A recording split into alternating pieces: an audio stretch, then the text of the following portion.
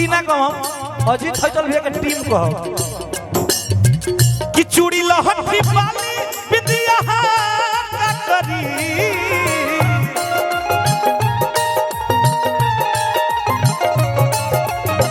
कि चूड़ी लहठी वाली बिंदिया का करी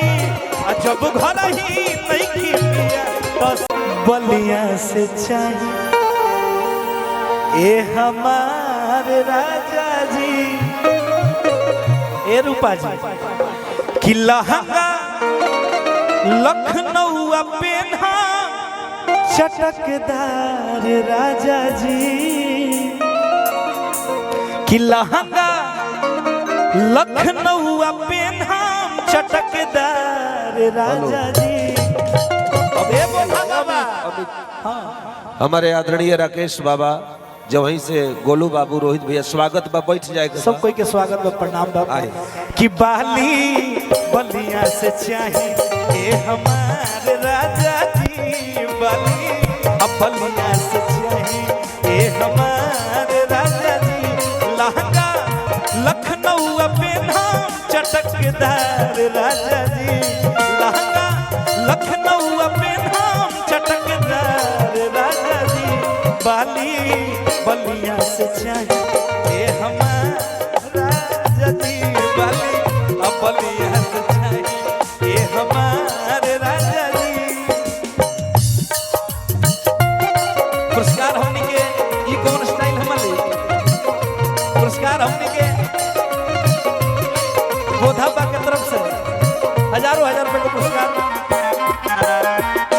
ये हमारे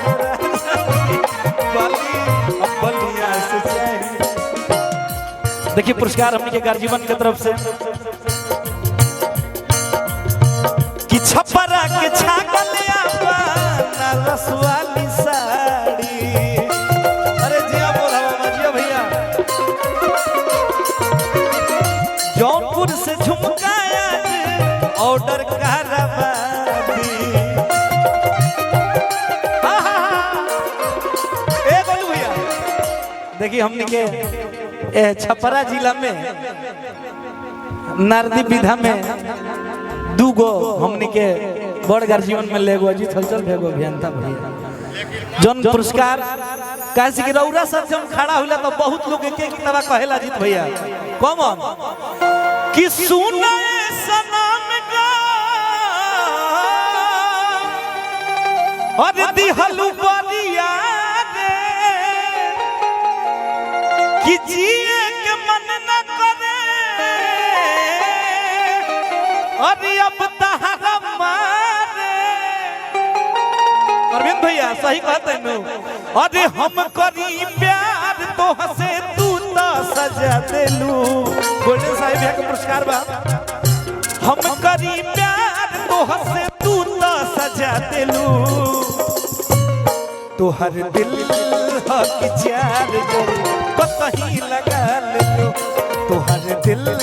हक चार कहीं लगा लो सुना सनम का दिहल बलिया हजारों हजार पुरस्कार भैया के जो समाज में आईला जिए के मन न करे अब तहरा मारे पुरस्कार हमने के गोल्डन साहिब एक तरफ से हजारों हजार कि हम करी प्यार तो हंसे तू तो सजा देलू कि हम करी प्यार तो हंसे तू तो सजा देलू तोहर दिल हक चार कहीं लगा लेलू तोहर दिल हक चार कहीं लगा लेलू। पुरस्कार हमने के अजीत भैया जितेंद्र बाबा की तरफ से गोल्डन साहिब अरविंद भैया और बोधा बाबा की तरफ से हजारों हजार रुपए का पुरस्कार आज बड़ी ढेर दिन के बाद भेंट भइल बा कहां बड़े भोला बाबा गलत बात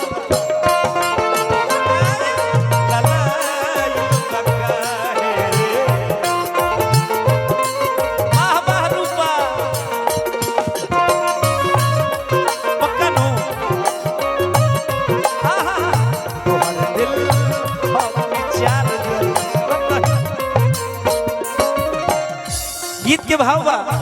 बोधा बाबा के एगो फरमाइश आ गई। अरे कहना का भइल बा ये सोना,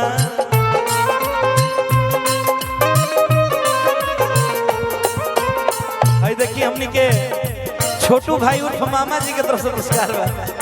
हम ना लेकिन हम छोटू भाई कहब। अरे ऐसे तो तू मिले लू कबो ना, पुरस्कार हमनी के हजारों हजार रुपया के। चांद सच हरा मुरझाइल बका है,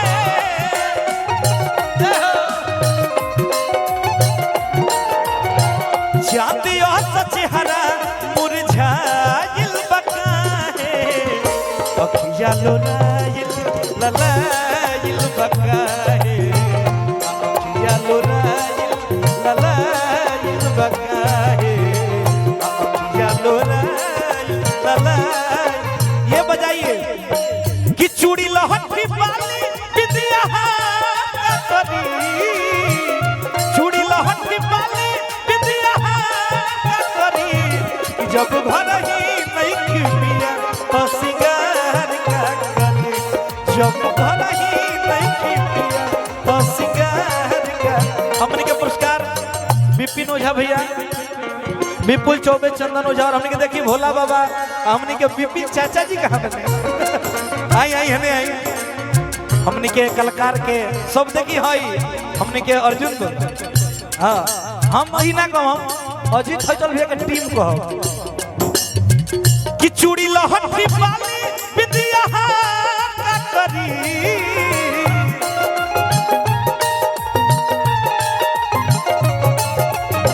कि चूड़ी लहठी वाली बिंदिया का करी,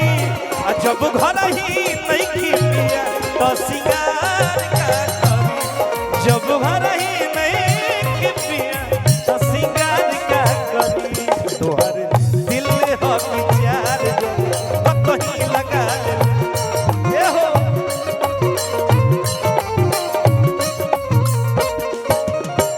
कबो न मुस्कुरालू तू, क्षण में रूठ जालू तू,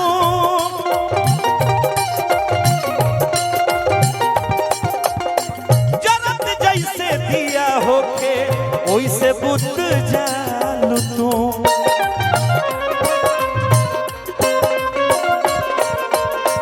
कबो न मुस्कुरालू तू, क्षण में रूठ जालू तू, जरत जैसे दिया होके ओइसे बुझ जालू तू। और का बोधा बाबा पैसा पकैलू प्यार जानो हमके भुला देलू, पैसा पकैलू प्यार सब धनबाद के कॉमेडियन भाई पर लुटा दी बुझाता बोधा बाबा। पैसा पकैलू जान प्यार हमके भुला देलू, तोहर दिल हो कि चार कहीं लगा लेलू, तोहर दिल हो कि चार कहीं लगा लेलू। अरे बोधवा के आशीर्वाद हमारा धनबाद से भी मिलेला फोन के जरिए। अजीत हलचल भैया के पूरा टीम के सहयोग बा हमरा ऊपर।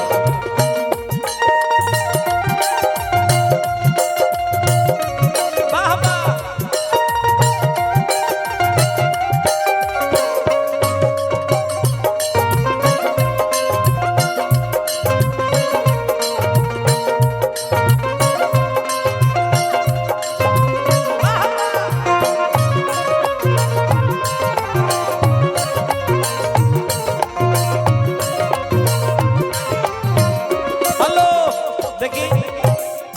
जरा लगे आइल बन जो फरमाइश अगर पूरा ना हो तो गुस्सा में गीत के